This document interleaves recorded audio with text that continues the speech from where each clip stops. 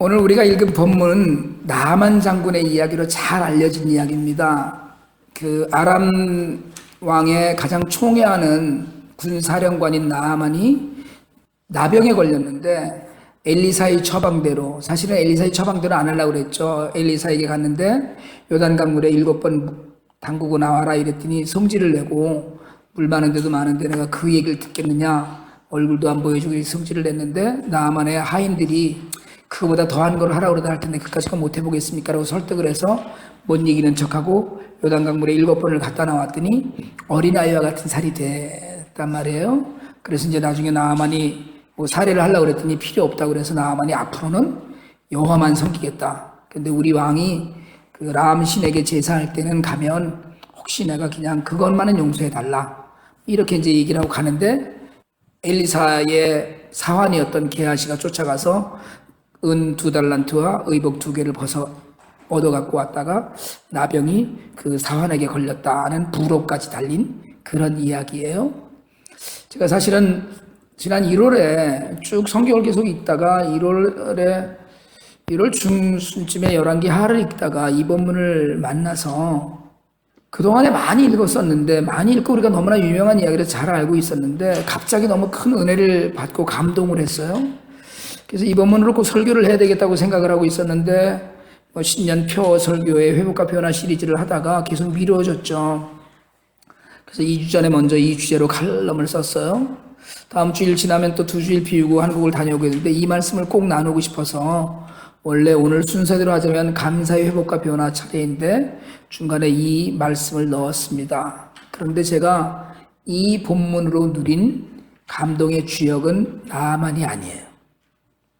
오늘 본문 1절은 사실은 나만 장군에 대한 설명으로 시작을 하거든요. 아람 왕의 군대 장관이었어요. 그러니까 왕의 직속 군대의 사령관이에요. 그리고 왕 앞에서 존귀한 자라고 그랬어요. 왕이 얼마나 높여서, 야, 그러니까 쉽게 얘기하자면, 우리 식으로 얘기하자면, 난 너 없으면 못 산다. 야, 이런 그 장군이었고요. 그런데다가 하나님도 이 사람을 도와주셔서 전쟁할 때마다 승리하게 하셨어요. 그러니까 왕에게는 굉장히 귀한 사람이고 높은 지위에 있었고 전쟁을 나가면 정말 승리를 해서 아람이 적들과의 전쟁에서 승리하는데 거기에다가 여호와까지 도와주신 그런 사람이었어요. 여러분, 이렇게 영광스러운 인물이 흔치 않습니다. 그런데 1절을 쭉 읽다가 마지막에 작은 단서가 달렸는데 이게 앞에 있는 모든 영광을 확 까먹는 거예요. 그렇게 훌륭한 사람이었는데, 큰 용사였는데 그는 나병 환자였어요. 여러분, 이 1절만 읽으면서 우리가 배워야 될 게 하나 있는 것이요. 아, 인생 별거 아니구나. 괜히 사는 일이 허무해지더라고요. 여러분, 세상에서 아무리 인정을 받고 아무리 부자로 살고 아무리 높은 지위에 오르들 뭐 하겠어요. 이 한마디로 그는 큰 용사이나 그러나 그는 나병 환자더라. 이 한마디로 끝나버렸어요. 돈 많이 벌었는데 죽었더라. 출세했는데 감옥에 갔더라. 자식 훌륭하게 키웠는데 사고 당했더라. 여러분, 인생에 기막힌 반전이 이런 것들이 있는데 앞에 있는 모든 훌륭하고 위대한 사람이었다는 것을 그 한마디로 그는 나병 환자였더라. 이걸로 그냥 다 덮어버리는 일이에요. 당시 나병이요, 뭐 완전한 물질병이잖아요. 이게 사람들과 격리되어야 하는데 아마도 이제 발병이 돼서 얼마 되지 않았는데다가 너무 귀한 장군이었기 때문에 아직 격리가 안 되어 있었을 뿐이었겠지만 어쨌든 지금 나병에 걸려 있는 거예요. 사람은요, 아무리 인생이 잘 나고 잘 되는 것 같아도 누구에게나 한두 가지 이상의 문제는 꼭 있습니다. 반드시 있어요. 여러분, 이렇게 나와서 솔직하게 말씀드리자면 교회 나와서 서로 웃고 그저 즐거운 표정하고 밥 먹고 하지만 다들 안에 한두 가지 문제는 그냥 턱 터놓고 얘기하지 못할 것 같은 그런 문제는 누구에게나 있어요. 한번 앞뒤를 쳐다보시면서 입으로 말은 하지 말고 고개만 끄덕끄덕하면서 속으로 한번 해보실래요? 아유, 이것도 그렇지. 시작. 이것도 그래요. 여러분 옆에 있는 누구나 정말 그런 문제가 다 있어요. 무슨 인생의 낙이 있겠고 무슨 인생의 소망이 있겠어요. 지금 나만의 경우에는 그렇게 화려해 보이는 장수고 승리하던 사람이고 나라의 구국 영웅인데, 왕이 가장 아끼는 군대 사령관에다가 하나님까지도 도우시던 자인데 당신은 가장 무서운 병인 나병에 걸렸어요. 끝. 이걸로 인생 끝난 거예요. 다른 아무런 소용이 없습니다. 근데 사실은 오늘 제가 이 본문에서 주목한 건 나만이 아니고, 제가 감동한 이유가 그가 나병에 걸렸다 기적적으로 나았다는 게 아니라 그 다음 절에 나오는 어린 소녀 이야기예요. 이스라엘 소녀였어요. 그런데 지금 아람에 잡혀와서, 적국에 잡혀와서 원수의 집안에, 원수의 우두머리 집안에 하녀로 있어요. 노예이고 종노릇하는 게 물건입니다. 그래서 잡혀온 동기도 무슨 뭐 서로 군대들이 막 싸우는 통에 포로가 돼서 잡혀온 것도 아니고요. 그냥 아람 사람들이 떼를 지어서 가서, 그러니까 아람과 이스라엘의 국경 지방에 살았는데 어느 날 나만의 졸개들이 심심한 데 가서 그 뭐나 좀 뺏어오자 그러고 우르르 몰려 들어가고선 그 동네 하나를 그냥 쑥밭을 만들어 놓고서는 애 하나를 데려온 거예요. 이게 정말 한탄할 인생이죠. 어린 나이에 잡혀왔을 겁니다. 주석에 따라서는 대개 많은 주석이 67살에 이 아이가 잡혀왔을 것이라고도 해요.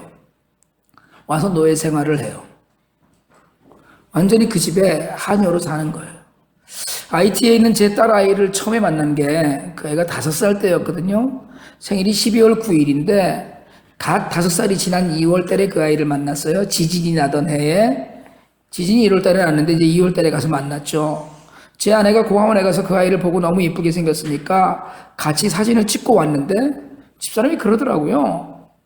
애가, 근데 돌아와서 이제 사진을 보면서 이야기를 하는데 애가 팔뚝이 단단하더라는 거예요. 제가 그때 찍어놓은 사진을 보니까 알통이 있는 것처럼 그렇더라고요. 애가 조그만 애인데. 그러면서 애가 일을 많이 했던 애가 또 뭐 애가 뭐 밥에 들고 육체일 하진 않았을 거 아니에요. 그 저희 집사람이 애가 일을 많이 하던 애 같다고 그러더라고요. 그래서 제가 이 사람 애가 몇 살인데 일을 하느냐고 그랬는데, 나중에 이제 뭐 편소하고 입양 준비하 때문에 고아원에서 아이에 관한 자료를 보내왔는데 보니까 아이가 부모가 죽은 다음에 친척 집에 맡겨졌었는데 하녀 생활을 했던 것으로 판단된다, 이렇게 써 있더라고요. 맞는 얘기예요. 그러니까 2살, 3살 돼서 걷기 시작하면 물 길러 다니고 밥하고 숯 긁어 모으러 다니고, 그리고 한 데서 그냥 잠자고 그래요. 그러니까 뭐 다 거지처럼 사는데 그 중에서 또 그냥 거기다 얹혀 살을 내니까, 그러다 보니까 정말 노예처럼 살고 팔뚝이 굵어질 수밖에 없는 거예요, 애들이. 물을 몇 동이를 이렇게 들고서는 먼 길을, 우리가 지난번에도 고아원에 우물 파줬잖아요. 그 이유가 뭐냐면, 아니면 뭐 여자애들이 다 나가서 물 길러 다녀야 되거든요. 먼 곳으로. 팔뚝이 굵어지는 거예요. 그러니까 이 본문의 소녀도 다르지 않았을 거예요. 부모와 잘 살고 있었는데 어느 날 떼노는 같은 아람 사람들이, 뭐 이게 사람이나 됩니까? 아람 놈들이죠. 이런 아람 놈들이 쳐들어와서 붙잡혀와서, 그래도 그나마 좀 다행이다 싶은 거 하나는 주인집이 엄청 부자이고 높은 사람 집이었다는 거예요. 그러니까 먹는 걸 뭐 그렇게 걱정하면서 있지는 않았겠지만 어쨌든 잡혀와서 고생했겠죠. 그럼 원수예요.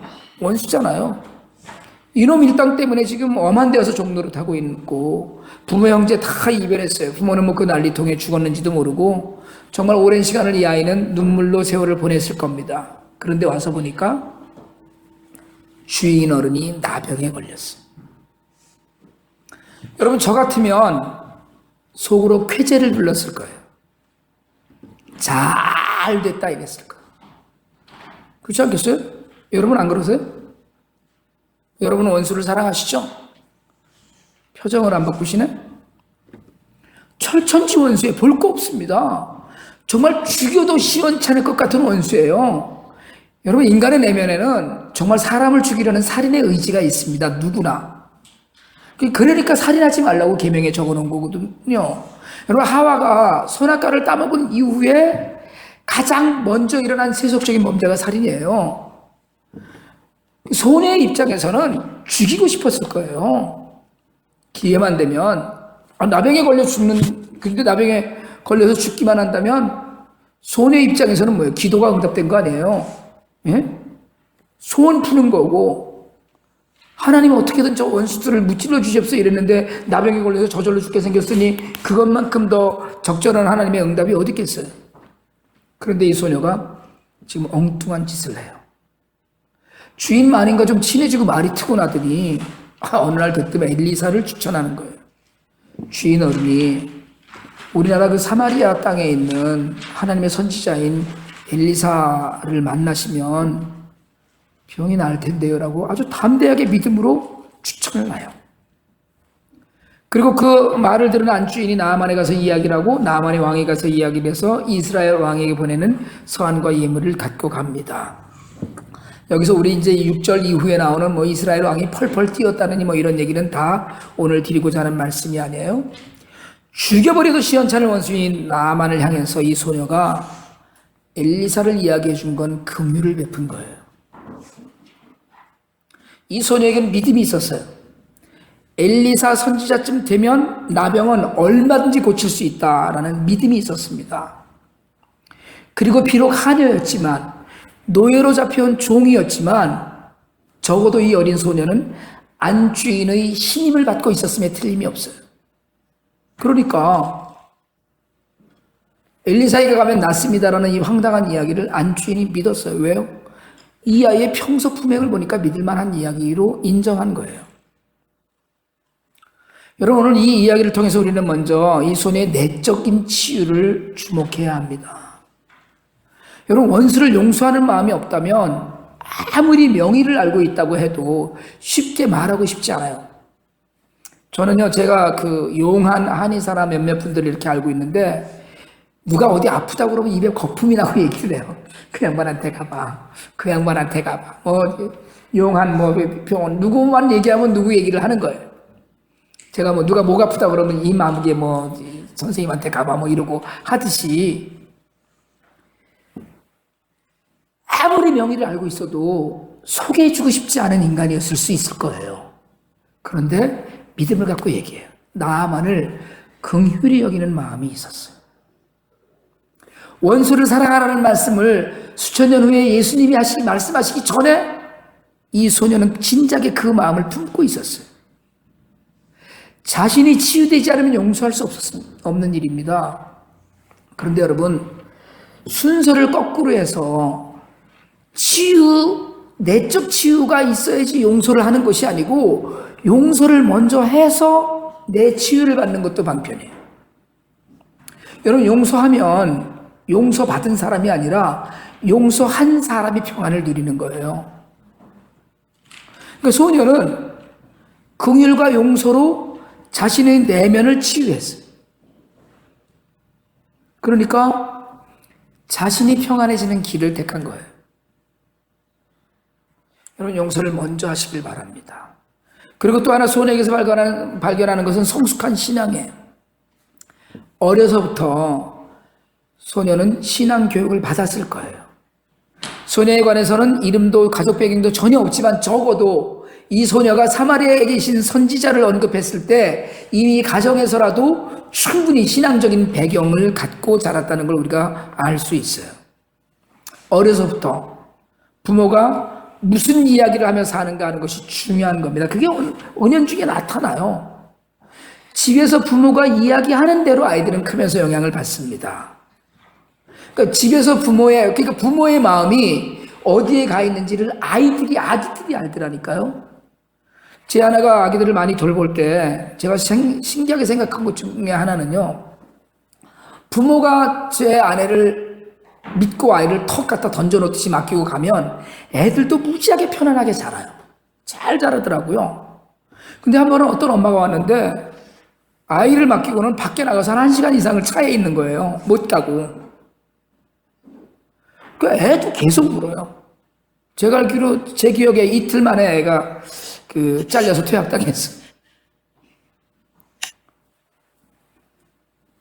아이들을 보면 가정이 보여요. 교육에 있어서 가장 기본적인 교육기관과 가정의 소통에 있어서 여러분, 무엇을 어떻게 들으면서 잘하는가가 학교에서 애들 행동을 좌우한다는 거죠. 부모의 마음이 애들 행동에서 그대로 나타나는 거예요. 부모의 마음이. 그러니까 그 아기들이 애들이 무슨 말을 알아들어요? 근데 아니에요. 실제로 보니까 생전 처음 보는 아줌마네 집에 와서 아주 그냥 뭐 지네 집처럼 기어다니면서 노는 애기가 있고 아무리 해도 안 되는 애가 있는데 그 차이가 부모에게 있더라는 거예요. 제가 보기에 이 소녀는 적어도 사마리아에 있는 엘리사에 대해서 신뢰를 할 만큼 듣고 자랐어요. 본인이 본 적도 없을 수 있겠지만 뭐 온 이스라엘이 의지하는 선지자니까 당연하다고도 할 수 있지만 소녀는 정확하게 그리고 확실하게 믿고 알고 있었어요. 적어도 엘리사에게는 나병증은 문제가 안 된다는 걸 아는 확고한 믿음이 있었어요. 여러분, 소녀가 만약에 거기 가시면 나병이 나을 텐데요 이랬는데 갔다가 안 낫고 와봐요. 어떻게 되겠어요? 끝나는 거죠, 인생이. 그런데 잘못돼서 그런 생각이 없는 거예요. 확실한 믿음이 자기에게 있었어요. 그리고 이 믿음이 안주인에게 전달되어서 나아만이 엘리사를 찾아가게 되는 출발점이 됩니다. 그러니까 안주인에게 얘기했는데 안주인이 얼마나 얘기했겠어요. 가봐, 이 사람아, 가봐. 된대잖아.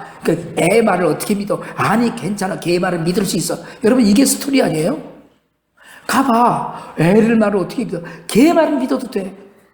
여러분, 이게 스토리예요. 제가 생각해 봤어요. 어떻게 됐을까? 이후에. 나만이 낫고 왔어요. 그러고 났는데 어떻게 됐을까요? 이 소녀는. 당연히 상으로 고향집에 돌려보내셨겠죠. 나만이 돌아오면서 뭐 소녀에게 줄 선물 하나 장만해 오지 않았을까 생각도 해봤는데 그 당시의 풍습으로는 노예는 물건이니까 뭐 물건에 뭘 주겠어요? 근데 그러다 생각을 해보면 그래도 인생의 가장 생명의 은인인데 큰 보답으로 바리바리 싸서 이스라엘 고향으로 보내지 않았을까 생각도 해요. 그러다 제가 한편으로는 이미 잡혀올 때 부모도 형제 다 죽고 집도 불타버려서 천의 고아가 됐으니까 그냥 아람 땅에 살면서 안주인이 사랑해 주다가 신랑감 하나 만나서 시집가지 않았을까 생각도 합니다. 그런데 제가 내린 결론이 하나 있어요. 이스라엘 땅에 부모가 살아있든 안 살아있든 이 소녀는 제 답은 집에 못 갔어요. 집에 못 갔어요. 왜요? 안주인이 놔주지 않았어요. 이 복덩이를 왜 놔주겠어요? 차라리 너희 집에 내가 먹고 살 거 다 해주마. 너는 여기 있어야 된다. 그냥 고향집에 선물도 보내주고 먹고 살게 해주고 너는 그래 한 번은 다녀와라. 그러면서 절대로 안 놔줬을 것 같아요. 아니 제가 나만이라면 전 절대로 이 소녀 안 보내요. 왜요?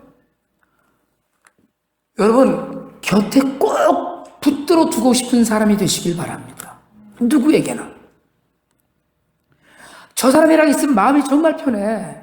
저 사람을 같이 뭐라면 일이 참 잘 돼. 저 사람은 정말 믿을만해.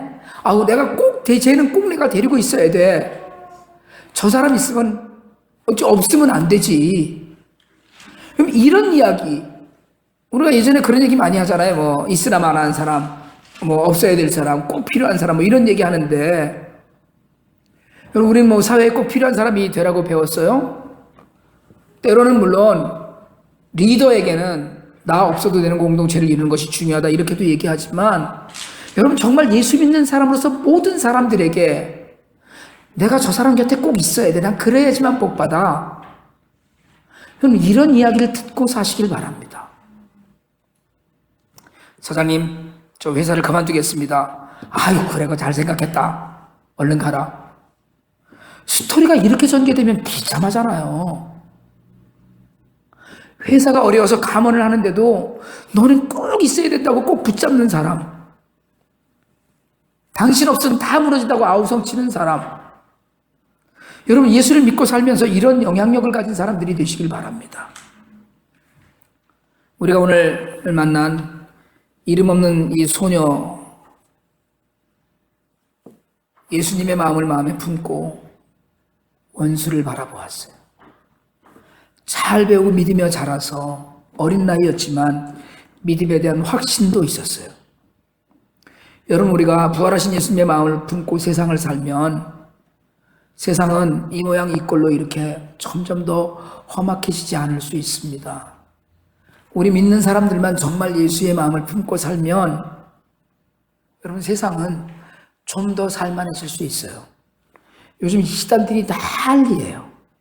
대표적으로 신천지에, 박옥수에 당장 우리 신앙에 큰 대적으로 나타나고 있습니다. 그런데 우리가 제대로 가르치고 제대로 배우면 아무 문제될 게 없어요. 우리가 제대로 가르치지 않고 제대로 배우려고 하지 않았기 때문에 이단이 꼴 같지 않은 논리로 자기들의 믿는 자들의 마음을 어지럽히고 무너뜨리려고 하는 것 뿐이에요. 우리가 제대로 배워서 정말 제대로 된 예수의 마음을 품고 살면, 그러니까 어려서부터 제대로 배우고 자랐기 때문에 이 소녀는 라암신을 섬기는 이방 나라 아람에서 확신에 차서 여호와 선지자를 추천할 수 있었어요. 여러분, 우리가 믿는 예수도, 우리가 섬기는 하나님도 그렇습니다.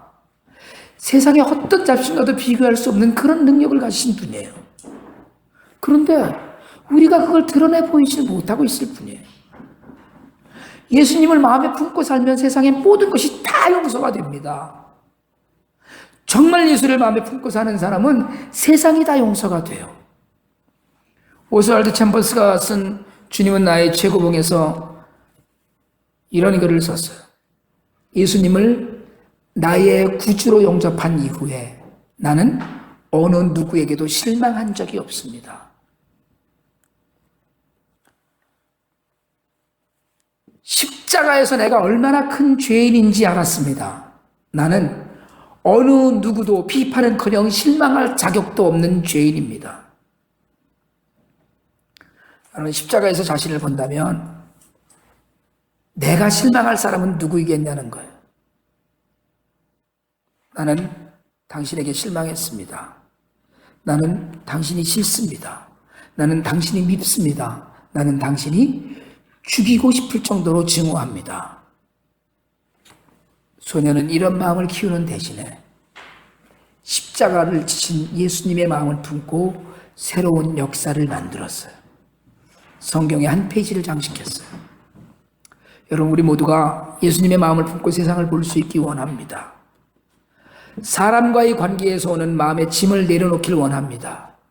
원수를 사랑하라는 말씀 늘 듣는 좋은 이야기로만 쌓아두지 말고 오늘 내게 상처 주었던 사람을 찾아 나서서, 때로는 여러분 내가 상처 준 사람도 있잖아요. 내게 상처 준 사람 만나서 용서하고 그들을 품는 가운데 예수 그리스도의 마음을 품고 우리의 삶이 회복되길 원합니다. 평안을 누리고 평안 가운데서 우리 모두의 삶이 빛날 수 있어요. 모든 이들에게 참된 기쁨을 줄 수 있어요. 여러분, 우리가 예수의 마음을 품을 때 우리 주변은 기적으로 가득 찰 겁니다. 나병이 어린아이의 살처럼 회복되었듯이 회복될 것 같지 않았던 모든 상처와 반목이 화평으로 변할 거예요. 영적인 눈으로 십자가의 은혜를 받은 마음으로 보면 원수도 사랑할 수 있고 실망할 사람도 용서 못할 사람도 없습니다. 어려서부터 바른 믿음을 듣고 배우고 자라면 지금이라도 바른 말씀을 듣고 영적인 성장을 이루면 여러분 어떤 환경에서도 여호와 하나님만 바라보면서 흔들리지 않는 믿음으로 다른 모든 이들에게 영향을 미칠 수 있어요. 바라기는 우리 모두가 여러분 정말 예수의 마음을 가슴에 품고 세상을 보게 되길 바랍니다. 세상의 모든 것을 품을 수 있길 바랍니다. 예수를 믿어서 우리가 누려야 될 건 평안이에요. 기쁨이에요. 저는 이 소녀가 얼마나 놀라운 평안과 기쁨을 누렸을까를 생각해요. 예수를 믿어서 누리는 그런 평안과 기쁨이 가득한 삶이 되시기를 주님의 이름으로 축원합니다.